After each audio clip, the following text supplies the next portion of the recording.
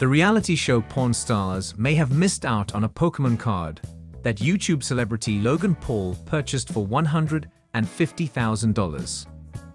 On the other hand, the team at Pawn Stars may have dodged a bullet, as around the same time, Paul committed a related prank that could have killed him.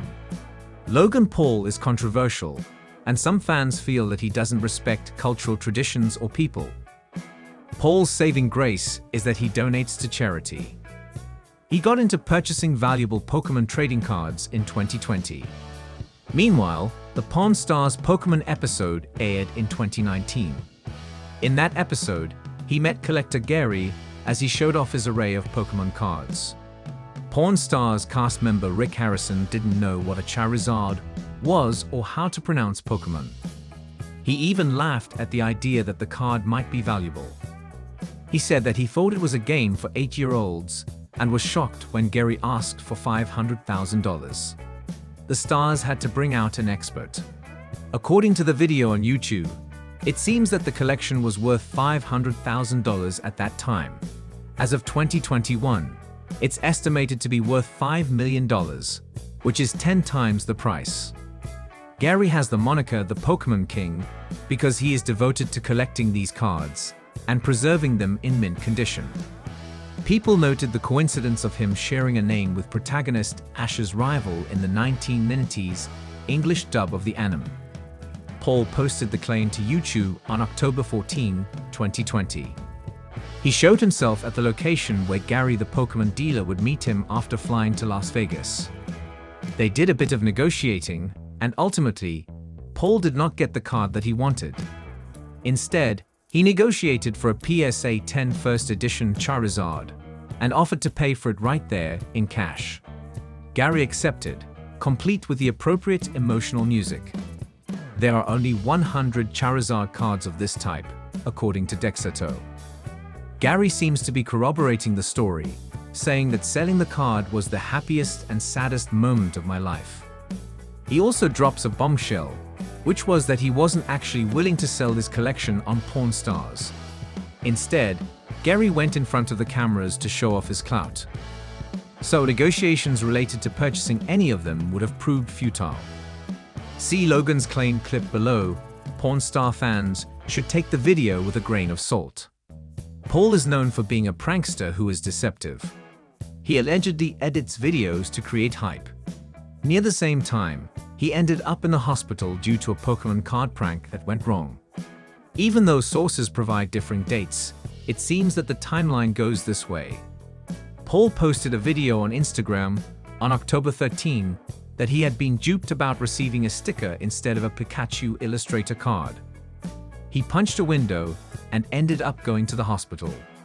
On October 14, Paul posted the video about going to Las Vegas to meet Gary and negotiate with him for a rare Charizard card. The outlet Dexerto investigated the prank.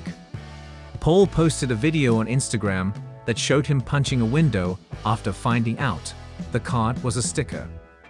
They said that Paul hit a window after punching through it, and the shards of glass severely lacerated his hands. It was alleged that he nearly bled to death. He needed to get 9 stitches and posted the aftermath. Skeptics think that Paul risked his life for a few views, because that is in line with his previous infamous behavior.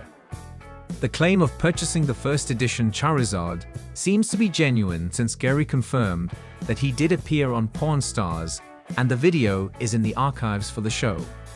Pokémon cards can retail for large amounts, but many interested parties remain skeptical. Pawn Stars couldn't catch 'em all, but Rick Harrison may have had fun trying. Reality TV star Richard the Old Man Harrison from Pawn Stars passed away this weekend at the age of 77. While cause of death was confirmed by his son Rick Harrison, his family, friends, and fans were reassured that he died peacefully, surrounded by people he loved. Born in Danville, Virginia on March 4, 1941, Richard Harrison came from humble beginnings. Much of his early adulthood would be dedicated to his family and to his 20 years of military service in the U.S. Navy. Financially, Harrison would find wealth and success later in life, opening the gold and silver coin shop with his son Rick. where real estate sales caused the collapse of his first business in 1980. The pawn business flourished. Harrison was worth a net estimate of $5 million at the time of his death. Much of this success in the pawn industry can be attributed to their reality TV show on the History Channel, Pawn Stars, which premiered in 2009 and recently celebrating its 500th episode.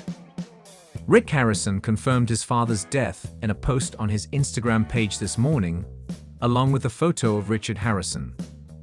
Take a look. Shortly after his initial post, Rick made a second post on Instagram confirming his father's cause of death.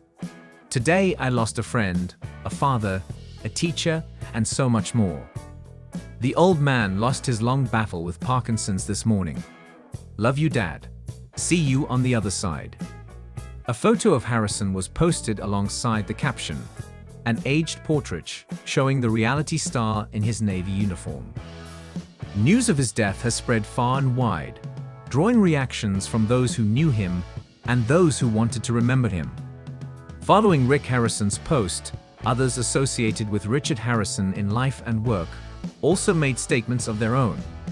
His grandson Corey, who stayed in the show alongside him, remembered his grandfather, posting on his Instagram page @RealCoreyHarrison. "I was lucky enough to spend 15 years of my life working with the old man. He wasn't just a grandfather, he was truly a best friend as well. I'm truly blessed to have had him as a mentor." The History Channel, the network behind Pawn Stars, also issued a statement to Fox News stating, "We are deeply saddened by the loss of our friend Richard the Old Man Harrison, a beloved member of the History and Pawn Stars family. He will be greatly missed for his wisdom and candor. Our thoughts are with the Harrison family during this difficult time." As news spread today of the reality star's passing, fans around the world fondly remembered the grumbling grandfather, father, and head of the gold and silver coin shop in Las Vegas. Survived by his wife Joan, their 3 sons, Joseph, Rick, and Chris, a prominent figure at the gold and silver pawn shop, and a memorable personality on the hit reality show Pawn Stars, Richard the Old Man Harrison will be sorely missed. Almost a decade ago, TV audiences got a glimpse into the lives of 3 unpretentious pawnbrokers running a shop in Las Vegas. Rick, Corey, and the Old Man, 3 generations of the Harrison family, have since then been entertaining viewers of Pawn Stars with a mix of historical trivia and family conflict. Over the years, the gold and silver pawn shop has seen plenty of exotic items pass by, from antique coins to collectible toys and celebrity memorabilia. Their shop seems to attract a wide variety of goods. The items are always accompanied by interesting historical facts or an amusing backstory.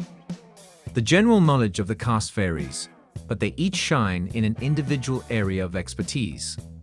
When the show was first made, it was part of History's plan to diversify its programming and reach broader audiences. The channel had previously focused on in-depth military programming and wanted to add some lighter fare to the lineup. Pawn Stars offers viewers a buffet of kooky characters, curious items, and familial tensions. The format is a welcome breathing space in between History's information-heavy programming. Even though the show comes across as laid back to viewers, that does not mean that the cast can take it easy. Running a pawn shop, and especially one that also functions as a television set, is a complicated business with rigid rules to follow to ensure Pawn Stars' continued success. When you watch Pawn Stars, you get the impression that people are walking in off the street with rare and unusual items. In reality, this is not exactly the case. Keeping a crew on site to film all the transactions that take place would be both intrusive and expensive. For this reason, production vets items before they appear on the show. Store employees will usually pick out interesting objects they come across during their workday and show them to production. The sellers will then be called to come back to go through with the deal on camera. The cast, however, have no say in which items will be brought in for the show. One of the greatest sins the cast of Pawn Stars can commit is purchasing an item they will not make money on. Whenever this happens, they will often receive a humiliating punishment from their boss. Corey had made the mistake of purchasing an Evil Knievel pinball machine for more money than he could sell it for.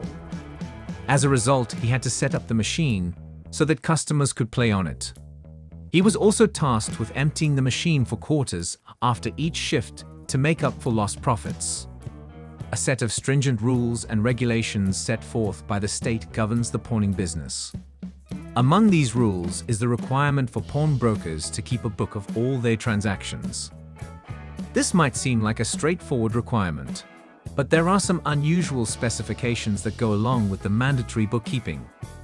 Pawnbrokers are not only obliged to pen down the name, age, and address of the person they do a transaction with, they also have to write a description of their facial features. For cast member Chumlee, who often shows great appreciation for the shop's female clientele, one can only imagine what balladry these descriptions inspire.